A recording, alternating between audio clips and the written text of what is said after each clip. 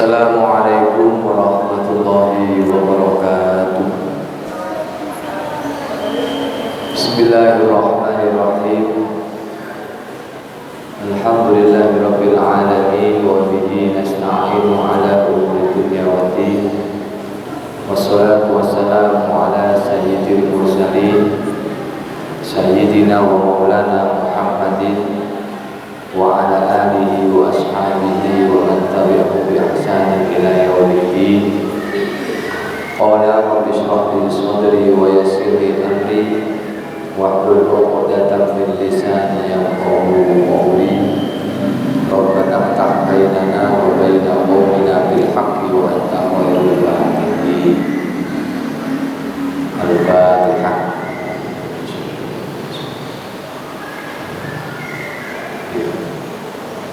Tumatang para alim ulama, kiai, alim, masuk para pesantren membawakan anak-anakku yang dimuliakan oleh Allah. Syukur alhamdulillah kita haturkan kehadirat Allah Subhanahu wa taala atas segala limpah nikmat, taufik serta hidayahnya sehingga sampai hari ini kita masih bisa melaksanakan ibadah puasa dan ibadah sunnah yang lainnya dalam keadaan sehat walafiat. Semoga ibadah puasa kita, ibadah sunnah kita diterima oleh Allah Subhanahu wa taala. Allahumma shalli ala sayyidina Muhammadin. Kemarin kita sudah bahas tentang salah satu fadilah keutamaan membaca orang yang membaca Al-Qur'an. Masalul mu'minin alladzi yaqra'ul Qur'an kamasalil qutujah. Orang mukmin yang mau membaca Al-Quran, yang gemar membaca Al-Quran, dia diibaratkan seperti buah jeruk yang mana baunya wangi, harum, dan rasanya manis dan juga segar. Maknanya apa? Orang mukmin kalau mau baca Al-Quran, syiarnya keluar, ya. Jadi syiarnya keluar, tanda-tanda orang mukmin yang sedang membaca Al-Quran. Kemudian wa masalul mu'minil ladzi la yaqra'ul Qur'an kamasalit tamr. Seorang mukmin ngaku mukmin tapi kalau tidak mau baca Al-Qur'an, maka ibaratnya dia seperti buah kurma. La rihalaha wa ta'muha hulbun. Baunya tidak ada tapi rasanya manis. Masih ada manis-manisnya. Jadi tapi syiarnya tidak keluar, tidak ketok. Itu yang kedua. Wa masalul munafiqil ladzi yaqra'ul Qur'an masalur raihana raihuha thayyibun wa ta'muha murrun. Orang munafik yang mau baca Quran itu seperti parfum, seperti raihana. Baunya harum tapi rasanya pahit. Baca suaranya enak tapi ghirrah, rohnya tidak dapat, feel-nya tidak dapat. Jadi hanya seperti lewat, seperti angin lewat saja. Itu. Kemudian wa masalul munafiqil ladzi la yaqra'ul Qur'an kamasalil hamdalah laisa laha rihun wa ta'muha murrun muttafaqun alaih. Orang munafik yang tidak mau baca Quran, wis munafik, gak gelem maca Quran, itu apa? Seperti buah handola. Ndak ono ambune, bahkan ambune itu basin, baunya itu jelek, dan rasanya pun juga pahit. Wis makane umum. Ya, seperti itu. Itulah perumpamaan orang yang mau baca Quran dan yang tidak mau baca Quran. Maka kalau kita betul-betul ingin menjadi seorang mukmin sejati, ya sudah harus mau baca Quran. Selanjutnya, qala al-mu'allif rahimahullah ta'ala wa nafa'ana bihi wa bi 'ulumihi fid dharain. Bismillahirrahmanirrahim. Wa an Umar bin Khattab, dan saking Umar ibn Khattab radhiyallahu anhu, muga-muga ridha sapa Allah anhu saking Umar bin Khattab. Annan nabiyya satune kanjeng Nabi sallallahu alaihi wasallam iku kala ngendikan sapa kanjeng Nabi, innallaha satune Gusti Allah taala iku yarfa'u ngeluhurake sapa Allah, mengangkat derajat sapa Allah bihadzal kitab kelawan iki kitab aqwaman ing pira-pira kaum wa yataulan ngasorake sapa Allah bihi kelawan Quran akharina ing wong kang liya. Rawahul Muslim. Dari hadis yang diriwayatkan dan diceritakan oleh Umar bin Khattab, kanjeng Nabi dawuh, Allah itu akan mengangkat derajat suatu kaum itu karena barokah Quran. Ya, karena barokah Quran. Dan Allah akan menghinakan kaum yang lain juga gara-gara Quran. Kita lihat sejarah mencatat Al-Quran itu adalah kalamullah, yang mana sebelum nyampe kepada Nabi Muhammad, Quran ini sama Allah diajarkan kepada siapa? Malaikat Jibril. Malaikat Jibril diajarkan oleh Allah Al-Quran, maka malaikat Jibril menjadi malaikat yang terbaik di antara malaikat yang lainnya. Malaikat pembawa wahyu. Jadi malaikat Jibril ini ibaratnya itu panglimane malaikat. Jadi di antara malaikat yang paling mulia ya malaikat Jibril. Kemudian malaikat Jibril mengajarkan Al-Quran kepada Nabi Muhammad. Setelah Nabi Muhammad paham, kemudian mengajarkan Quran kepada umatnya.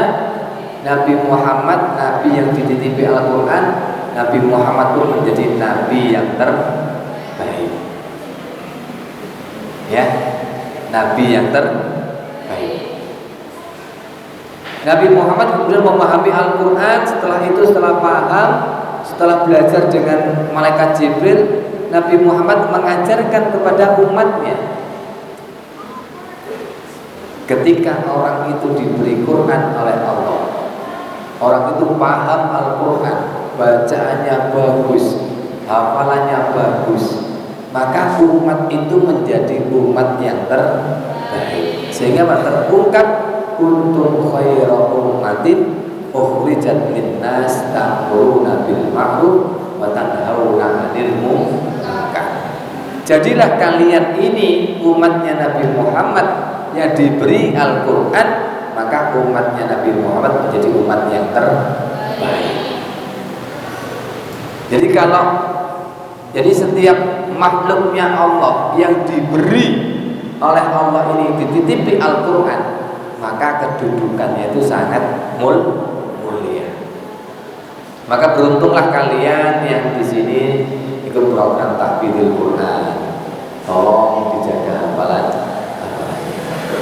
Kalau tidak gitu minimal yang punya suaranya indah, yang punya punya modal suara merdu, silakanlah latihan nagom, latihan tilawatul Quran.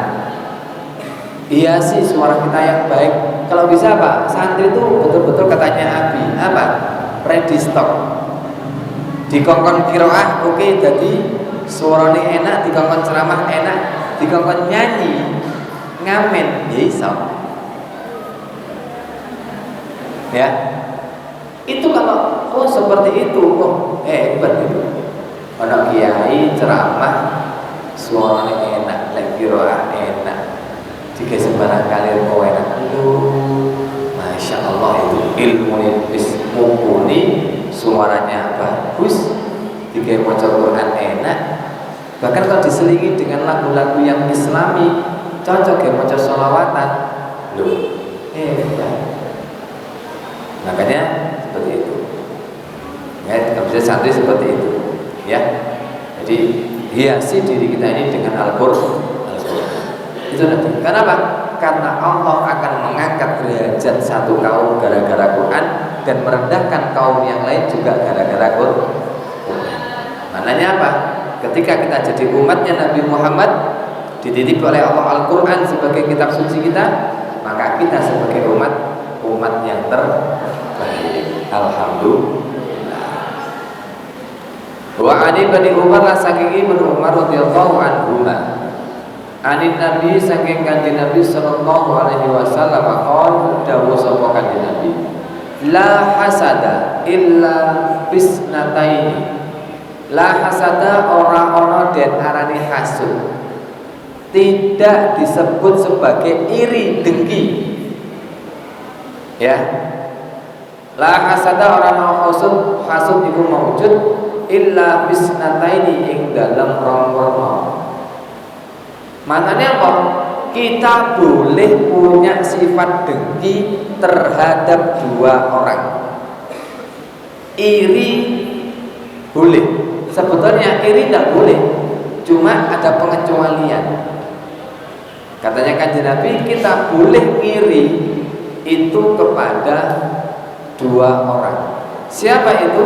Rajulun iri nanggone wong lanang ata kang maringi hu ing rajul sapa Allahu Allah Al-Qur'ana ing Al-Qur'an. Bahwa mongko utawi rajul iku yakumu jumeneng sapa rajul bihi kelawan Al-Qur'an ana al-laili ana ing dalem waktu wengi wa ana an-nahar lan ana ing waktu awan. Yang pertama yang boleh kita ireni adalah seorang laki-laki atau seorang hamba yang sama Allah dikasih kelebihan Al-Quran. Entah itu hafalannya, entah itu suaranya, nagomnya, entah itu bacaannya, entah itu tentang keilmuan tentang Al-Quran.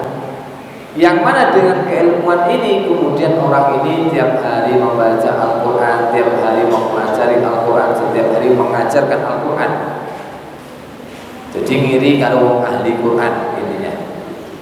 Intinya ngiri sama orang ahli Quran boleh. Paham ya? Padahal sebelumnya kalau sifat iri itu tidak boleh. Nanti sifat iri itu apa? Sifat iri itu tidak suka kalau orang lain itu mendapatkan kebahagiaan, dan yang lebih parah lagi ditambah apa? Menginginkan kebahagiaan itu hilang dari saudaranya. Ini orang iri. Tetapi sama Allah boleh kita iri terhadap dua orang. Yang pertama, orang yang sama Allah dikasih ilmu, dikasih Al-Quran, dikasih titipan sebuah Al-Quran. Kita boleh iri. Yang kedua, warajulun lan wong lanang atakang maringi sapa Allahu ing rajul, atakang maringi hu ing rajul sapa Allah malan ing arta. Bahwa mongko hale utawi rajul iku yunfiku nafaqahake sapa rajul hu ing harta ana al-laili ing dalam waktu wengi wa ana an-nahar lan ana ing waktu rina mutafaqun alaih.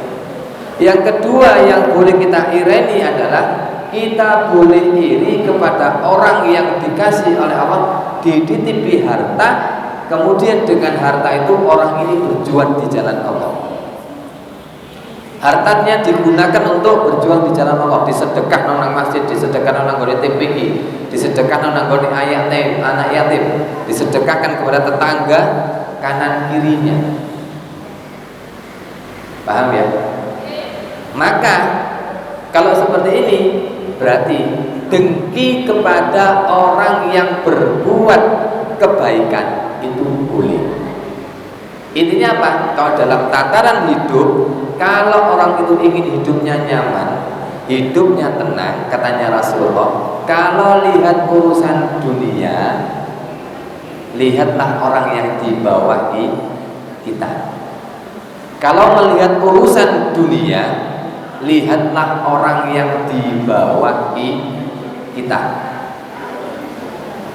Tetapi kalau melihat urusan akhirat, lihatlah orang yang di atas kita. Kenapa kok kita harus melihat dunia itu kepada orang yang di bawah? Ketika kita melihat orang yang di bawah untuk urusan dunia, nanti yang muncul adalah rasa syukur. Ya, wong sing mlaku, ya, utawa sing duwe mobil, alhamdulillah, Aku nang masjid numpak mobil, tonggoku numpak sepeda motor kena angin. Paham? Sing numpak sepeda motor, alhamdulillah aku duwe sepeda motor kali sak reng sak sentekan titik tangan tok wis tutup masjid. Tonggoku ngontel sikile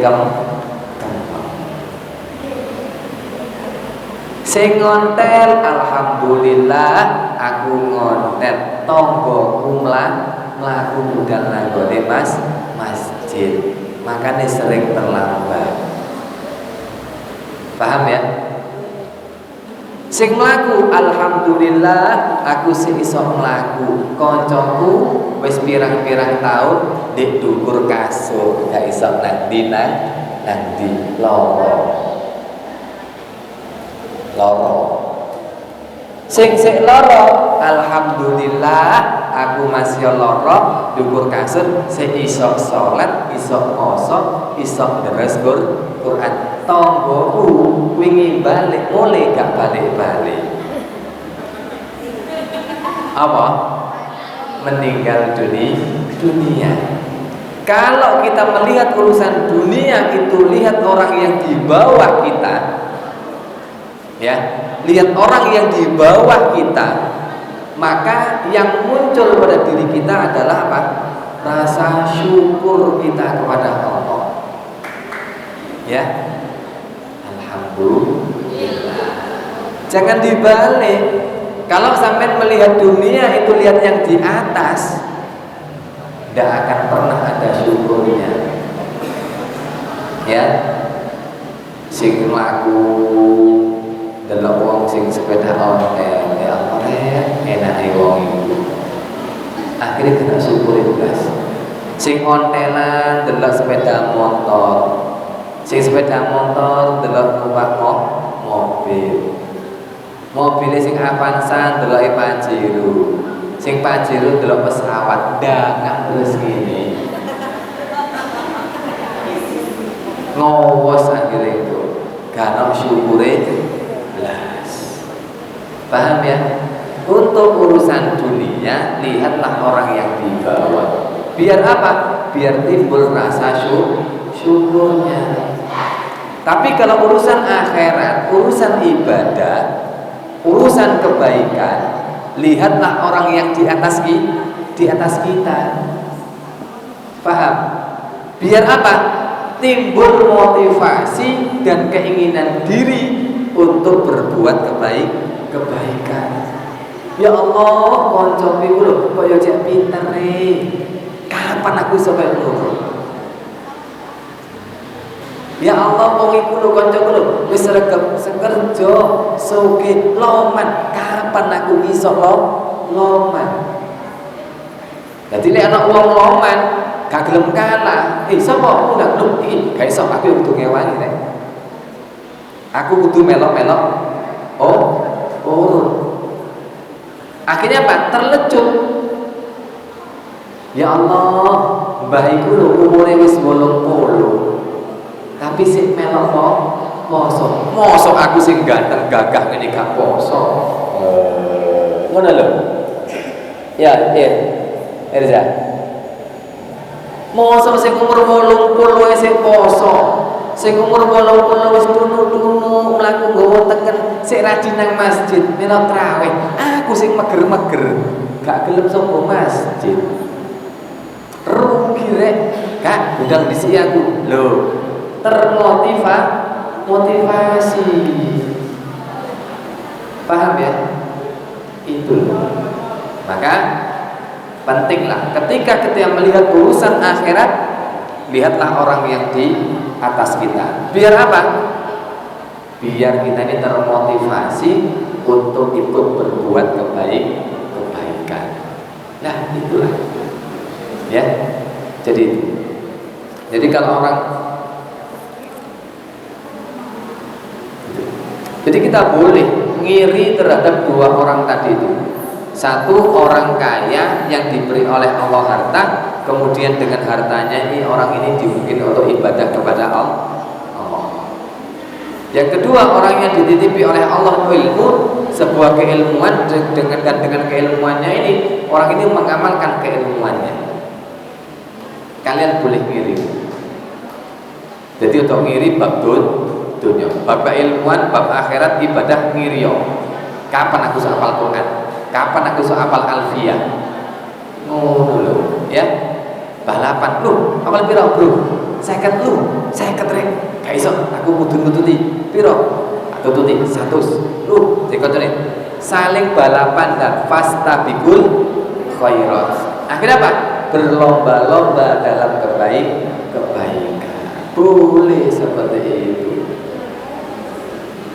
Orang yang berlomba-lomba dalam kebaikan, apakah ada ceritanya? Ada. Ketika Rasulullah hijrah dari Mekah ke Madinah, Rasulullah tidak bawa apa-apa. Orang Madinah melihat Rasulullah tidak bawa apa-apa, langsung, ya Rasulullah, saya punya 2 rumah. Terus jenenganlah dari Mekah ke Madinah kan tidak bawa rumah. Nggih, karena tempat jenengan kan bukan keong. Ya. Soalnya makanya omane gak digowo. Terus saya punya 2 rumah Rasulullah. Terus yang satu buat saya, yang satu buat jenengan. Silakan diambil. Ya. Tongkon koncone krungu. Lho, gak iso. Gusti, kula gak ada griya 3. Terus sing setunggal kula damel kula keluarga, sing kalih jenengan pundhut, setunggal damel jenengan, setunggal damel sahabate jenengan. Ono mana sih ganti kok? Gusti, kula nggak ada sawah, nggak ada ladang, punya kebun, nggih. Jenengan kan betul nggak ada nopo, nggih. Wes, kula nggak ada kebun 3, kula nggak ada kebun 3, sing setunggal damel kula, sing kalih damel jenengan lan sahabat-sahabat muhajirin. Ya nopo? Ono sing ekstrim maneh malah. Ketika orang Mekah ke Madinah itu kan hijrah tidak bawa apa-apa, menggawa awak tok, rumah ditinggal, harta ditinggal, anak istri pun ditinggal. Oh no, Mas Baron, nopo sampean hijrah kan gak bawa apa-apa, gak bawa bojo. Iya, kula gak ada bojo 3. Sampean pilih siji. Engko tak talake sampean rabi. Bojone rek dikekno, kira-kira lek dikekno apa? Didukno nang gone novel ya apa? Pan. Bojoku pilih citok, Pan. Oh, nggih, langsung paling ngono wae ya. Langsung Agung dikongkon milih. Langsung milih sing apa? Sing awake gedhe, wajahe bunder. Ya, Gung. Terus apa maneh, Gung? Sing dipilih apane, Gung? Alisnya tebel.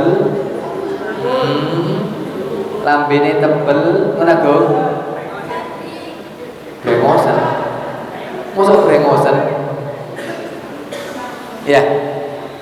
Itu sampai apa? Rumah, kebun. Sampai istri pun dikasihkan sama orang Madinah, orang Ansor. Tapi dasar orang muhajir itu sudah dibekali sama Rasulullah akhlakul karimah langsung. Ya napa Mas Bahron puruna jarene sepurone ya. Aku bukannya gak seneng, bukannya gak gelem. Bojomu ayu tapi ojo wis sampean gawe dhewe ae. Lah sampean kok mangane ya apa? Gampil. Aku mangan gampang. Ya apa? Dik tuntuno aku pasar sing rame. Dik ngene. Oh nggih pun. Aku nyilih duwike tak gawe modal dodolan. Engko tak balik. Itu orang muhajirin. Tidak apa? Mengambil kesempatan dalam kesempitan. Langsung itu tadi. Ya apa? Diambil lah. Ya wis aku nyilih, ayo tak gawe dagang berhasil tak balik. Orang yang lain, sahabat muhajirin yang lain juga wis ngene ae. Aku kerja nang gone sampean. Apa? Tak ewangi garap ladangmu. Tak ewangi garap ladangmu.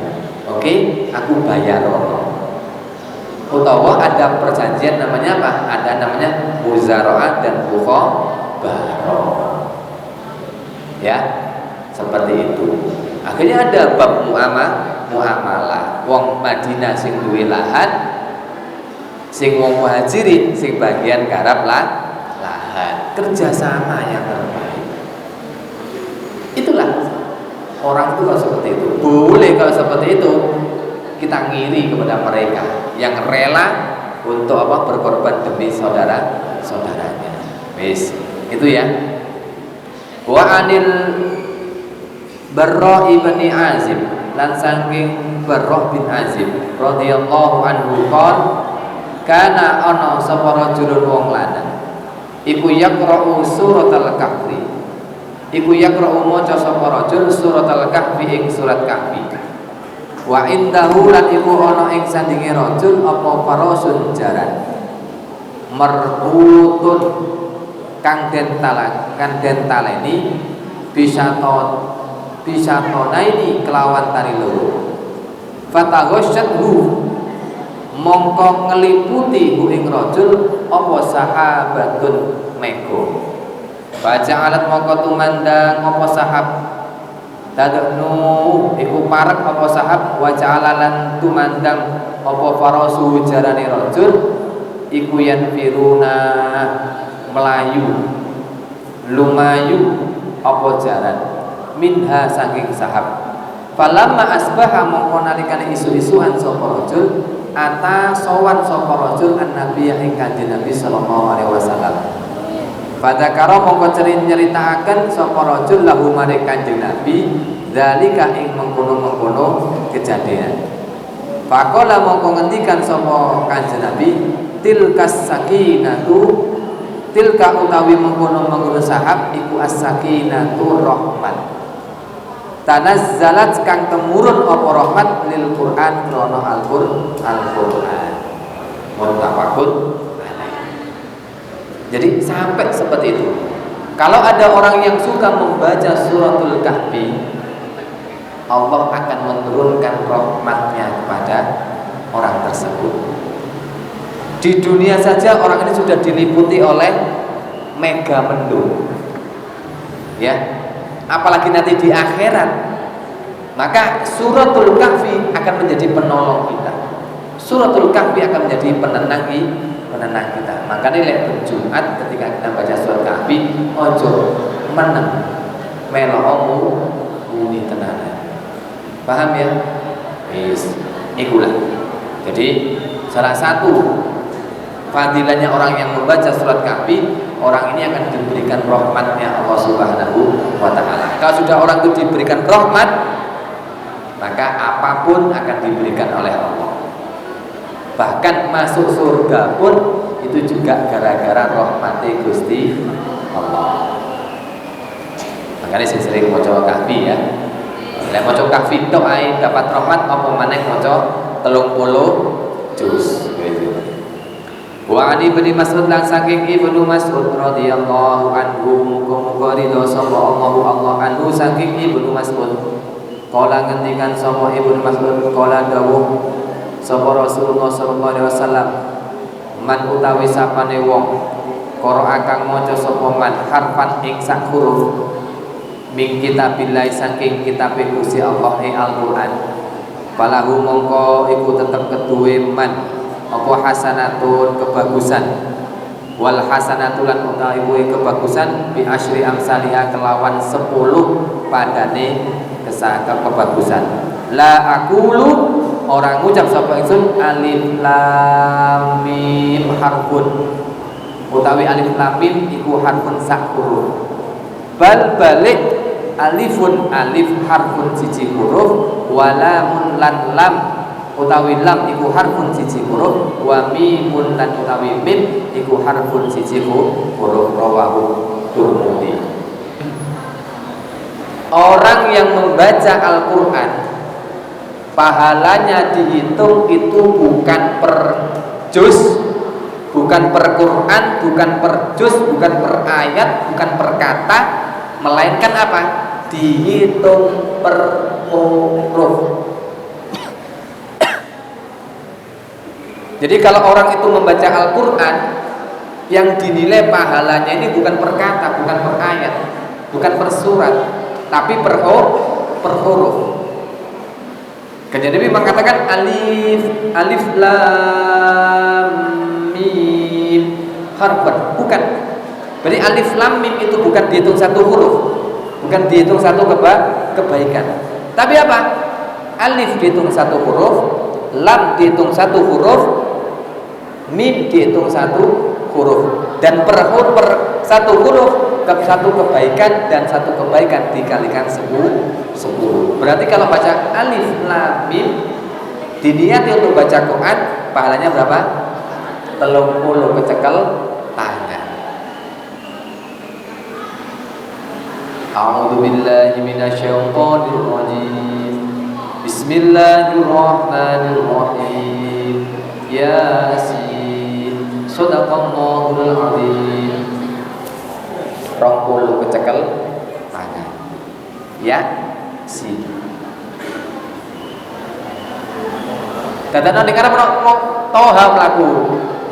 Ha toha. Sing toha nyeluk nun. Ya, si toha nyeluk toha nun. Tapi kalau tidak diniati membaca Al-Quran, toha ya karena nilai ini. Walaupun jawabannya nun, karena nilai ini. Tapi giliran orang diniati membaca Al-Quran, ya, Bismillahirrahmanirrahim, Toha, 20 kecekel tangan. Shadaqallahul adzim, langsung Bismillahirrahmanirrahim, Nun, Shadaqallahul adzim, 10 kecekel tangan. Loh, itu enak nih, ya. Makanya sampai ganjaran itu sampai digambarkan sekali. Kalau ada orang yang membaca suratul Ikhlas 3 kali, maka dia sama seperti membaca Al-Quran pahalanya. Coba bayangkan, maca suratul Ikhlas saja 3 kali, ganjarannya kayak maca Quran. Dan dia maca Quran 30 juz. Sapiro pahalanya. Bismillahirrahmanirrahim. Piro? Bismillah tok 19. Ya.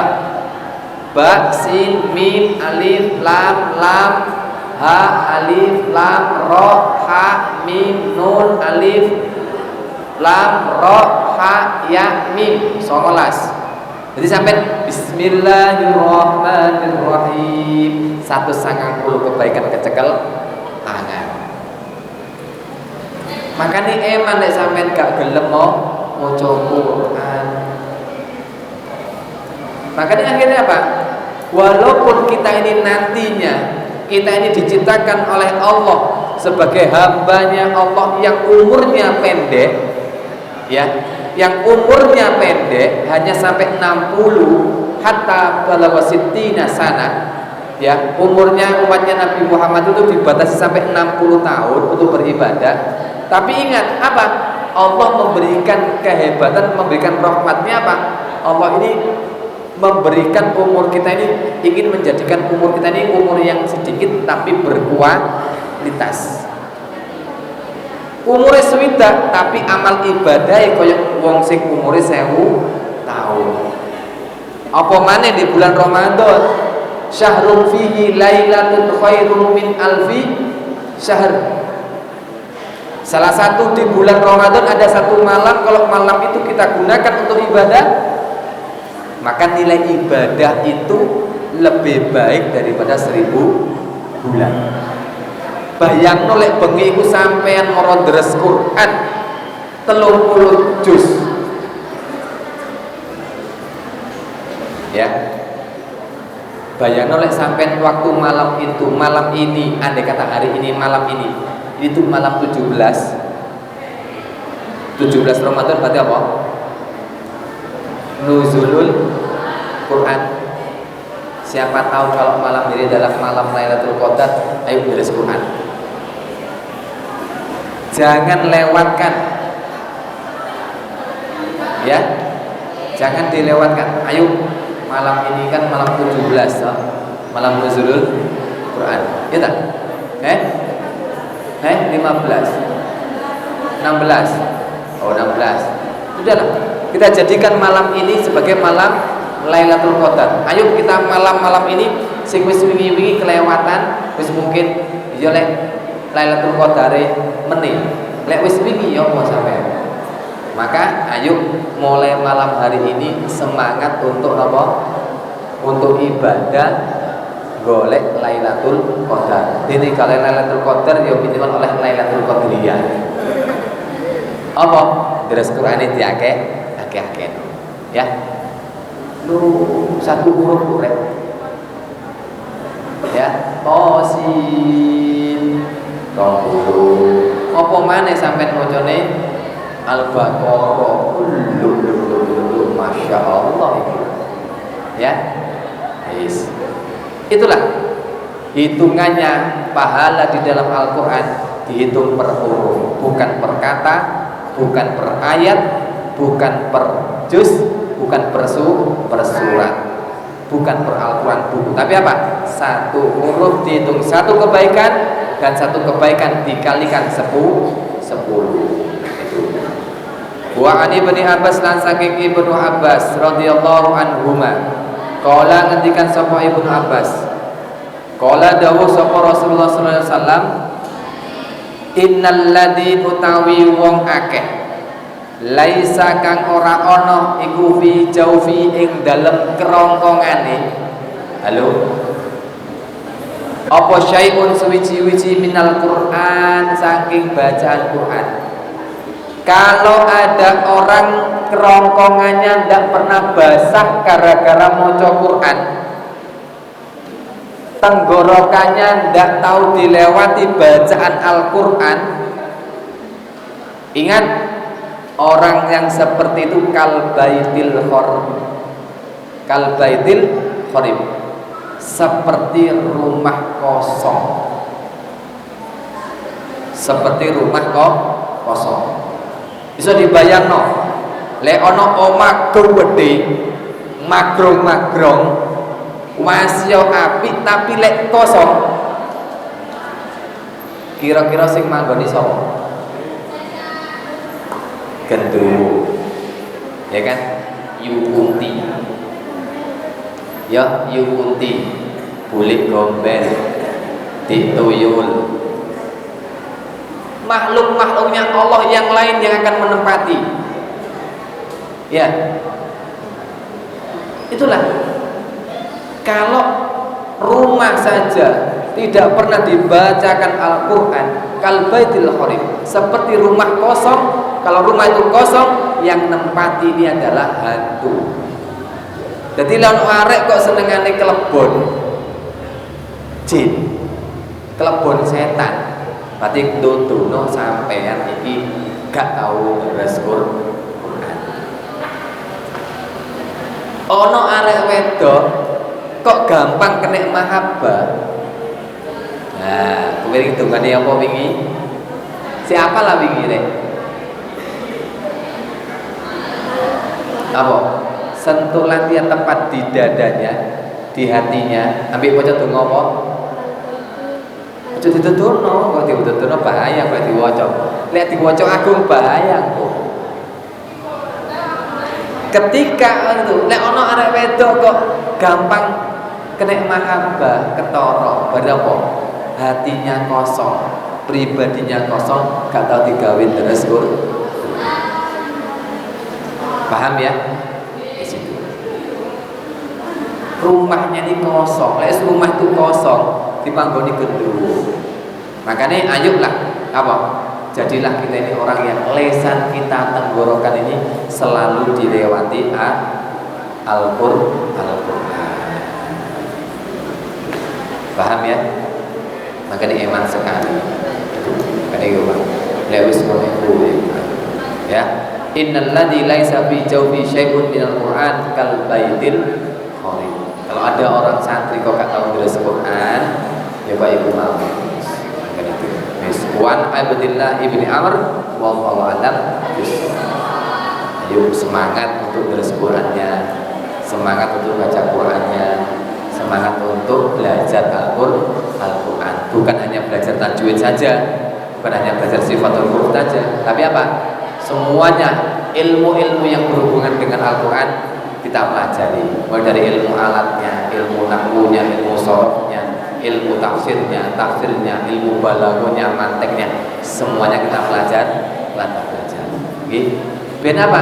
Biar kita ini betul-betul memahami Al-Quran. Man qara'a al-Qur'ana fastazharahu wa ahalla halalahu wa harrama haramahu adkhalahu Allahu jannah. Barang siapa yang mau membaca Al-Quran, kemudian mempelajari Al-Quran, mengamalkan Al-Quran, maka orang itu akan dimasukkan ke dalam surganya Allah. Semoga kita semuanya termasuk orang ahli Quran, ya, orang ahli kebaikan, dan mau mengamalkan Al-Quran dan dimasukkan ke dalam surganya Allah. Al-Fatihah.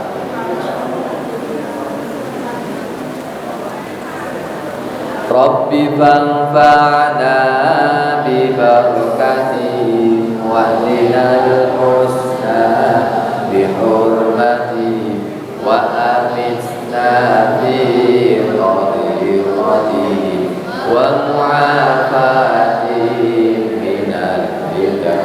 Rabbi fanfa'na bi barakatihi wa linal husna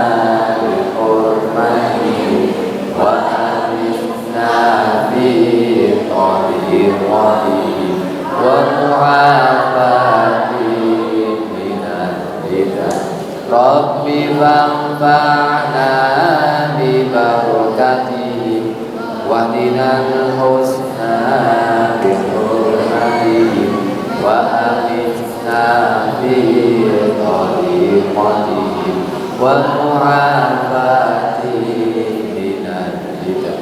Subhanakallahumma wa bihamdika asyhadu an la ilaha illa anta astaghfiruka wa atubu ilaik. Assalamualaikum warahmatullahi wabarakatuh.